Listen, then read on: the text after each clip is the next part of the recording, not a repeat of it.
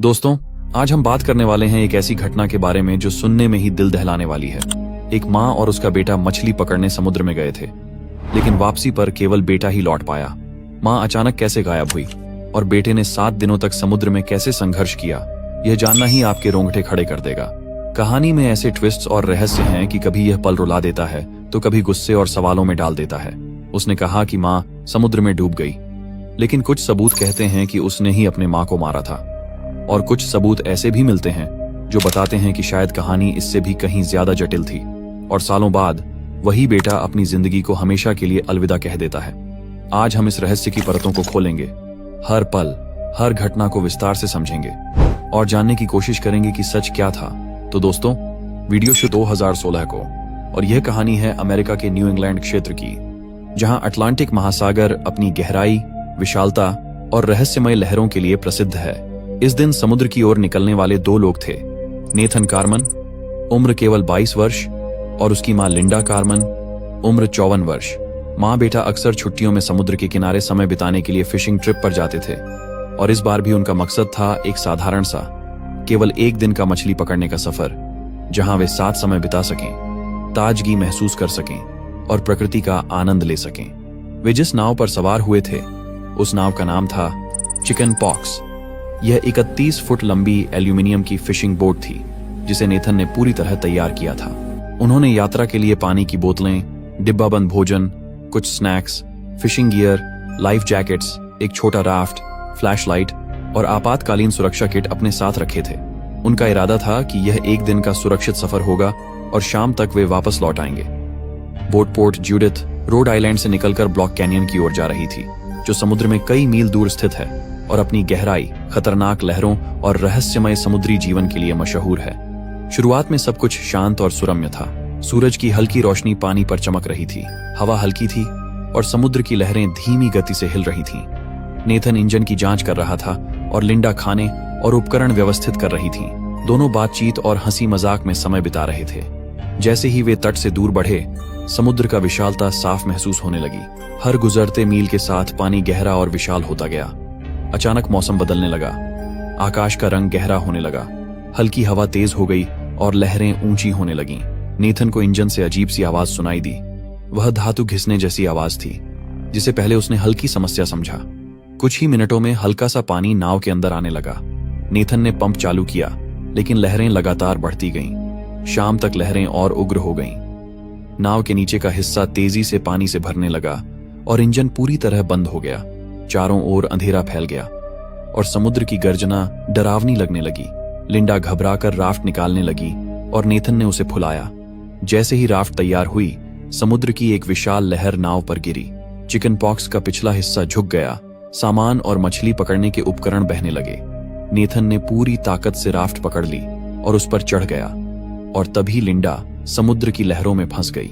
पानी ने उनके पैरों को पकड़ लिया और वह धीरे धीरे नीचे की ओर खींचती गई। नेथन ने उनका हाथ पकड़ने की कोशिश की, लेकिन लहरें बहुत तेज थीं। देखते ही देखते वह समुद्र में खो गई और उसकी मौजूदगी पूरी तरह गायब हो गई। नेथन अकेला एक छोटे राफ्ट पर, चारों ओर केवल पानी, ठंडी हवाएं और अनंत अंधेरा देखकर डर और अकेलेपन का सामना कर रहा था। ये पहला दिन था जब एक साधारण फिशिंग ट्रिप अचानक मृत्यु, रहस्य और अनिश्चित भविष्य में बदल गई। ये वही पल था जहां से नेथन का कठिन और अकेला संघर्ष शुरू हुआ। नेथन कार्मन जब अपनी जीवन रक्षक राफ्ट में समुद्र के बीचों बीच था, तब उसने चारों ओर फैलते असीम पानी, उठती लहरों और ठंडी हवाओं को देखा। उसने देखा कि उसकी नाव पूरी तरह डूब चुकी थी और अब वह पूरी तरह अकेला था।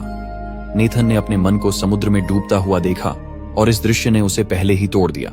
उसे यह नहीं पता था कि अब उसे लगभग 7 दिन तक अकेले समुद्र में जीवित रहना होगा। पहले दिन नेथन ने चारों ओर तैरते हुए कम योग्य लेकिन उपयोगी सामान को अपनी राफ्ट तक खींचा। इसमें पानी की बोतलें, डिब्बाबंद खाना और एक चाकू शामिल थे। उसने हर वस्तु को सावधानी से राफ्ट में रखा ताकि उसे लंबे समय तक पर्याप्त भोजन और पानी मिल सके। पहले दिन नेथन ने भोजन और पानी को छोटे हिस्सों में लिया ताकि यह लंबे समय तक पर्याप्त रहे।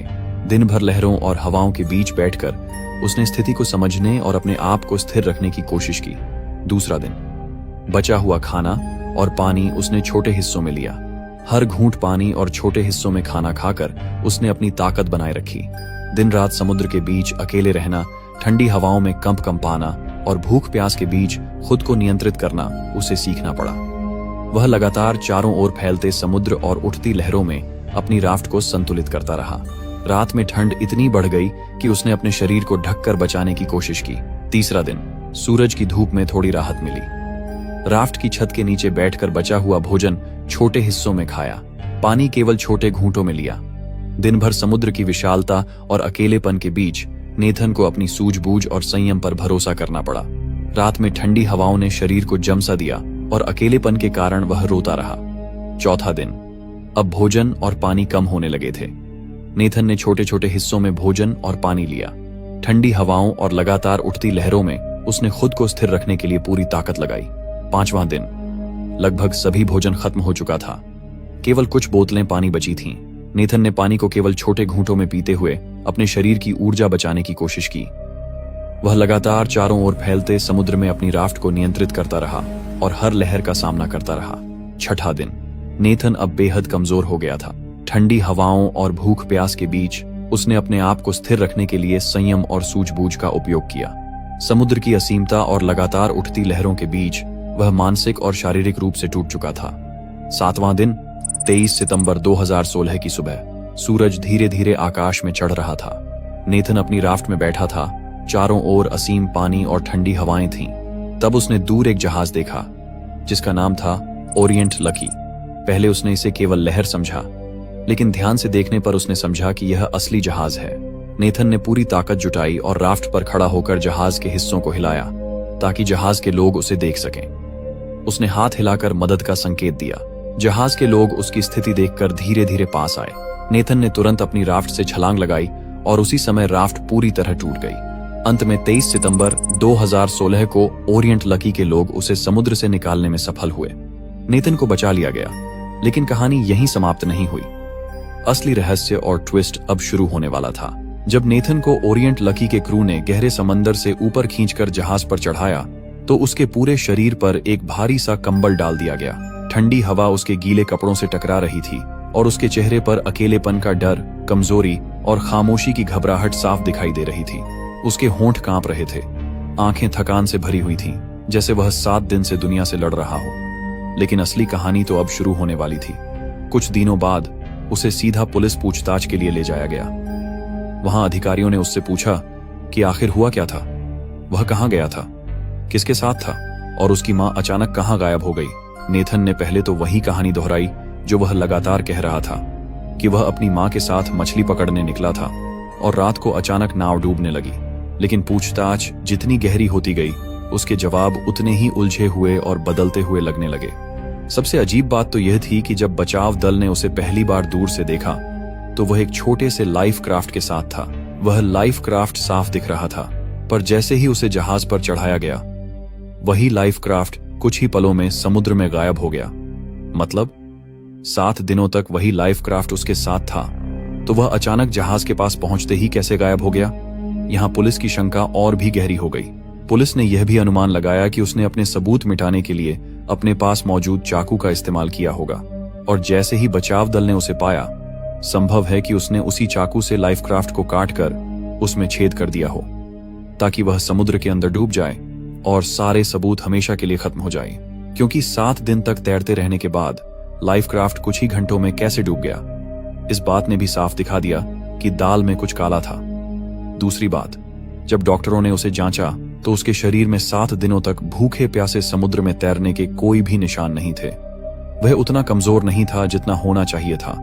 उसकी मांसपेशियों में कमजोरी नहीं थी, चेहरे पर एक्सट्रीम फटीग नहीं थी, जैसे किसी ने उसे केवल 2 दिन थोड़ा कम खाना खिलाया हो। जब पुलिस ने पूछा कि उसने क्या खाया, तो नेथन ने कहा उसने थोड़ा सा पानी और कुछ डिब्बाबंद खाना जो बोट में पड़ा था खाकर 7 दिन बिताए। लेकिन मेडिकल चेकअप कह रहा था कि उसका शरीर 7 दिन सरवाइव करने वाले इंसान जैसा नहीं दिख रहा, बल्कि बस 1 से 2 दिन कम खाना खाने वाले इंसान जैसा लग रहा था। अगली बात पुलिस को और चौंका गई। नेथन की मां बचपन से ही बेहतरीन तैराक थी, उसे समंदर का अच्छा अनुभव था। तो फिर जो कहानी नेथन बता रहा था कि मेरी मां बोट पलटने के बाद पानी में उलटकर डूब गई, वह पुलिस को झूठ जैसा लगा। क्योंकि नेथन की मां इतनी आसानी से डूब नहीं सकती थी। इन्वेस्टिगेटर्स को एक और बात ने हैरान किया। जहाज जिस लोकेशन में मिला था वह लोकेशन सही नहीं थी। अनुमान लगा कि नेथन का लाइफ क्राफ्ट किसी गलत दिशा में गया और शायद मदद की कहानी पहले से बनाई हुई थी। बाद में कई रिसर्चर्स ने कहा कि शायद नेथन ने 6 दिन कहीं और बिताए और जब कोस्ट गार्ड खोज रहा था तो वह 7वें दिन लाइफ क्राफ्ट पर चढ़कर एक रेडीमेड कहानी के साथ सामने आया। पूछताछ में भी वह कभी बात इधर ले जाता, कभी उधर। उसके बयान मैच नहीं कर रहे थे। कभी कहता वह तैरता रहा, कभी कहता वह बोट के साथ था, कभी कहता मां अचानक गायब हो गई। इन कॉन्ट्रडिक्टरी बयानों ने पुलिस को एक ही दिशा में ले जाकर खड़ा कर दिया कि शायद नेथन ने ही अपनी मां को मारकर समुद्र में फेंक दिया और 7 दिन की कहानी योजना के हिसाब से बनाई गई थी। अंत में नेथन अपने ही बयानों को साबित नहीं कर पाया। कई सबूत उसके खिलाफ मिले और अदालत ने उसे उम्र कैद की सजा सुना दी। वह जेल में अपनी बाकी जिंदगी बिताने लगा। लेकिन कहानी यहीं खत्म नहीं हुई। कहानी में एक और ट्विस्ट आया। 15 जून 2023 को जेल में रहते हुए नेथन ने अपने जूतों की फीतों से अपने आप को मारकर दुनिया को अलविदा कह दिया। उसी पल कुछ मिनट पहले की सारी घटनाएं, उसकी सारी प्लानिंग और उसके मां का रहस्य सब एक पन्ने में रहकर बंद हो गया। अब एक आखिरी सवाल बाकी रह जाता है। क्या वाकई नेथन सच में वही था जो वह खुद को बताता रहा? क्या वह 7 दिन की कहानी सचमुच उसकी मजबूरी थी या फिर उसकी अपनी ही मां के गायब होने की एक सोची समझी तैयारी? और सबसे बड़ा रहस्य, क्या उसने जेल में खुद को इसलिए खत्म किया क्योंकि उसे अपनी गलती का एहसास हो गया था, या फिर वह उस सजा को सही नहीं पाया जो शायद उसके मुताबिक गलत थी? जो भी सच हो, उसकी मौत के बाद ये कहानी यहीं जमकर रुक गई। न इसका कोई अगला हिस्सा है न पिछला, बस एक रहस्य जो हमेशा के लिए समंदर की लहरों और अदालत की फाइलों के बीच दबकर रह गया। धन्यवाद दोस्तों, आपने इस वीडियो को अंत तक देखा, इसके लिए दिल से शुक्रिया।